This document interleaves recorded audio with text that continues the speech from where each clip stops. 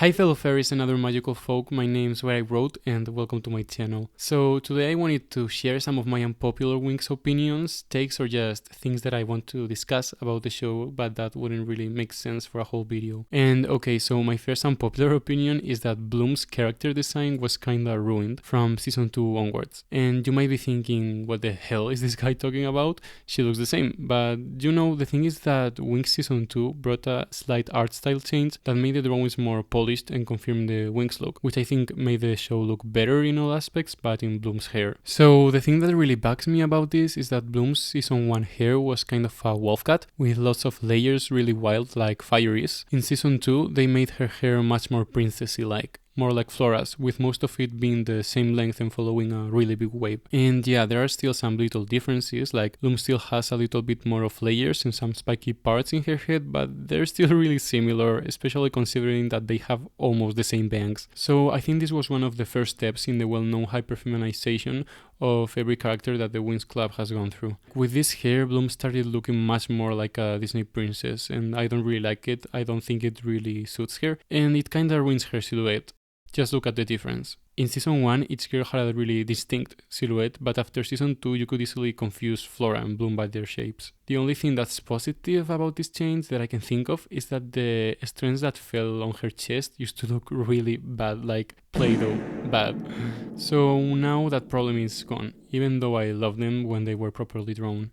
Okay, so the next unpopular opinion is that Flora has no character complexity, and first of all, you should know that this is coming from a person who had Flora as his favorite Winx character as a child because she was so beautiful and looks-wise. I mean, she's still probably my favorite one, but as I've grown up, I've started feeling a bit weird about her because I realized it was kinda hard to connect to her character in comparison with the other girls who have also much complexity. So it really hit me when I was watching this Kevin Lighten video that Flora has no personality, or more than no personality, no complexity. She has a general vibe, she's soft-spoken, caring, smart, mature and nice to her friends, but we don't really know much else about who she is as a person other than that. I think the most that we've got is that she had her shy thing going on, but I also have something to say about this. Flora was never really shy in season 1. Like, she was soft-spoken and nice, but she could also pull some jokes, get mad and talk to people with no problem. She was also characterized as this kind of nerdy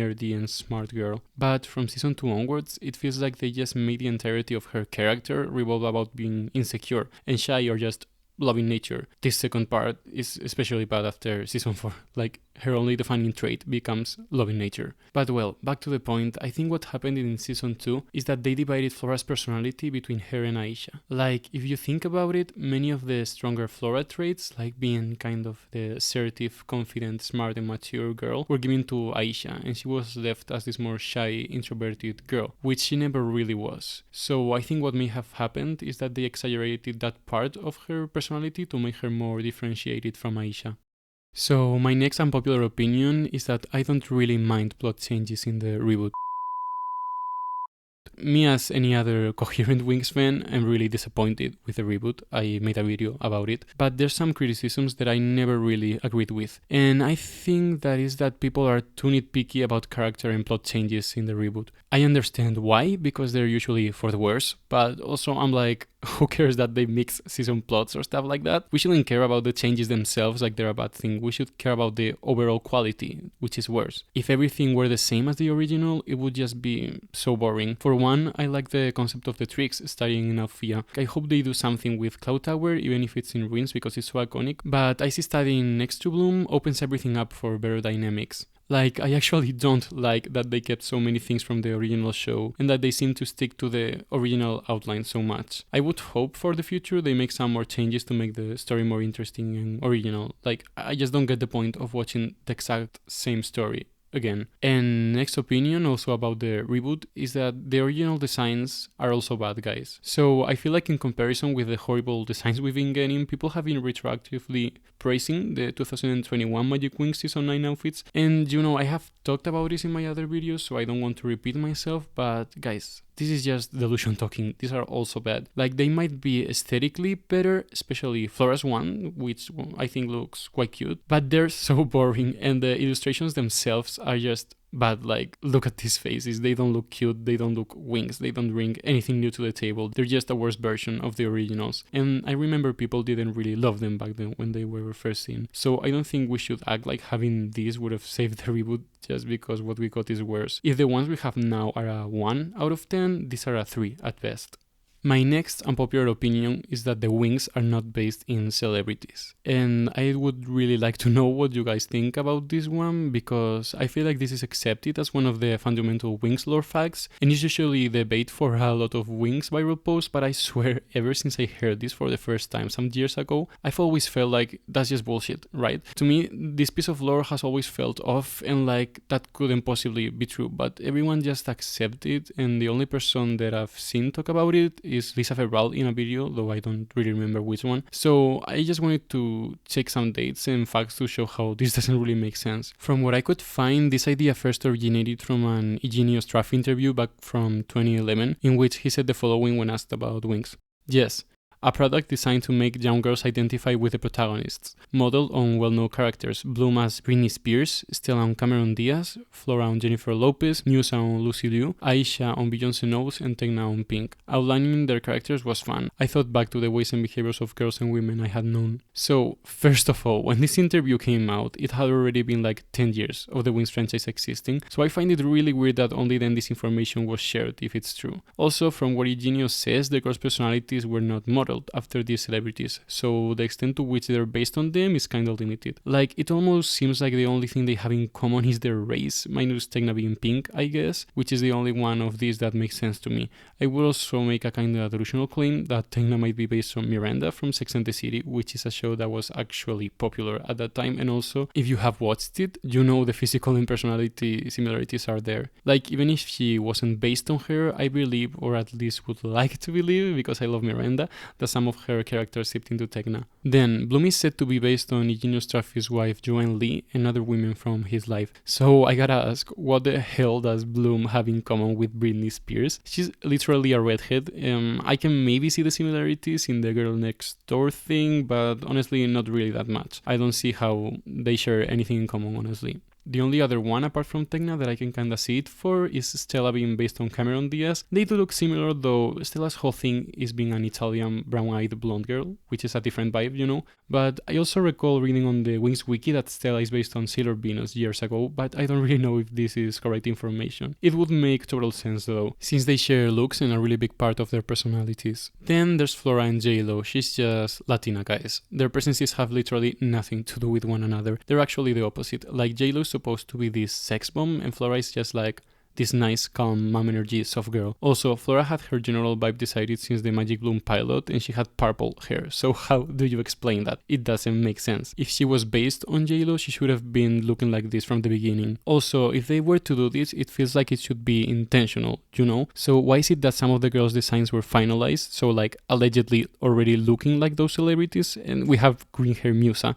and purple hair Flora? How does that make sense? How is Musa supposed to resemble Lucy Liu? She's literally a short-haired tomboy. It just feels like they were like, okay, who's famous and Asian? Lucy Liu, right? So let's say Musa's based on her. Then with Aisha being based on Beyoncé, okay, I guess this one is hard to tell because she was designed much later, but I would honestly still say that this is just blabber. My next unpopular opinion is that the 3D Enchantix sequences are better than the 2D ones. I know people love them, and I do too, but I just think the movie ones are more cinematic and much more polished. Like, even if the 2D Enchantix sequences are so iconic, beautiful and elegant, there are some parts of them that I really don't like and I think just look bad. Things like Bloom's cheap-looking CGI dragon, Flora's weird background, and her animation error that always drives me insane, or the fact that the entirety of Aisha's transformation is only 10 seconds long, really drag the sequences down for me. In contrast, I think the 3D ones are just perfect, even if they're shorter. They're just more concise, you know? Especially Stella's, Musa's, and Flora's are so incredible. They're so delicate and perfectly capture the magnificence, beauty, and maturity of an Enchantix fairy. They also have such beautiful colors and composition, like, truly it's amazing. I will always be gagged by Stella's explosion of light, Musa emerging from darkness, and the thin vines that form Flora's glove. Everything just looks amazing and their powers are so well integrated into the sequence. The same could be said for Tegna's and Bloom's, though I think they're not as good as the other ones that I told you about. I think the only one who kinda got the short end of the stick was Aisha. Hers is kinda plain and she doesn't really interact with her environment or her powers in such an interesting way as the others, which really sucks because it means both her Enchantix transformations don't really look good. And talking about this leads me to my next unpopular opinion, which I think might be the most unpopular of all, and is that I like the movie Enchantix song better than the show one. Sorry everyone, but I am just a sucker for Elisa Rosselli, and 3D Enchantix is such a banger. It's literally a perfect song, like that guitar riff sends me through heaven. I understand why people like the other one, it's very epic, high stake, and it feels like it really represents the power and sacrifice of Enchantix, but I just don't love it. I think as a song it's not as good. And yeah, the vocals are amazing, but I don't know, it just doesn't do it for me in the same way. Okay, so for the next one I have a really unserious opinion, which is that Musa's kinda dumb. Like, I love her so much and she has some of the best designs in the show, especially with the long hair. She looks so pretty and she was one of my favorites as a child. But when I rewatch the show, I can't help but notice she always makes the stupidest and most redundant remarks all of the time. I don't know, maybe it's because I watched the Spanish dub, in which she has a really goofy voice. Contigo, Sonna. Ha roto el hechizo maléfico de Tritán. And the most recent seasons that I watched are 5 and 6, in which she doesn't make as many of her usual snarky remarks, but I swear intelligence level wise, she's behind the other girls. I also think her lack of emotional intelligence and delusion relating to Riven also makes me feel this way. But I think that maybe I should cut her some slack with that because she seems so anxious attachment style because of her childhood trauma. It may also be because I feel like she's the weakest in battle and constantly making bad tactic decisions.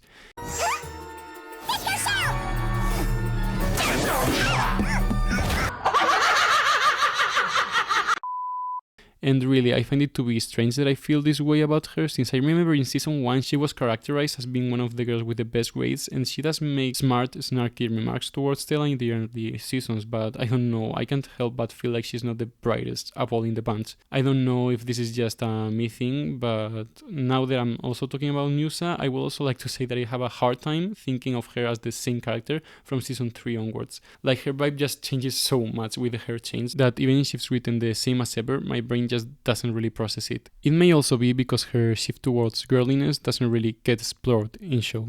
It just happens. Okay, so the next and final unpopular opinion for this video is that the TRIX are the 7th, 8th and 9th WINX members. And this one might sound kinda weird, but I don't literally mean that the TRIX are part of the WINX Club. What I'm saying is that I think they're almost an equally important and iconic part to the show as the WINX are, and the franchise should never do away with them. Like, when I talk to people who watch the show as kids but are not in the fandom, I feel like they even remember the TRIX more than the WINX sometimes. So I just have to disagree when I see people say that they're tired of the TRIX appearing again and again. And I kinda get it, because after season 1 most of their appearances are kinda lackluster, diminish their importance and chain them to some men, but I think we should see more of the TRIX actually. Season 8 did a really interesting thing with trying to give Icy a backstory, and I wish they did that in the reboot. We should definitely know more about them.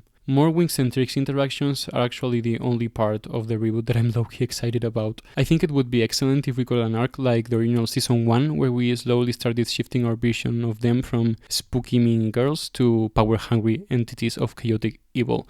Like, that was so cool, and I feel like this is the conflict that the show should center itself around: the struggle between the WINX girls' ideas and fight for peace across the magical dimension, and the TRIX desire to destroy. They should be the definitive and final villains, not just the starter ones, because they are the ones to mirror the WINX and the best possible villains to illustrate the path that a girl, or well, a person, can take in their life, whether to succumb to darkness or believe in friendship and a brighter future. And also, this is just wishful thinking, but more TRIX character development and interactions with the WINX could lead to very interesting and complex relationships between them, you know?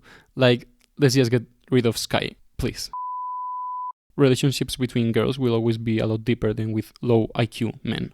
And so yeah, those were some of my unpopular WINX opinions. Please don't hold me accountable on any of them, I'm just yapping about fictional characters. I'll see you in the next video. Bye.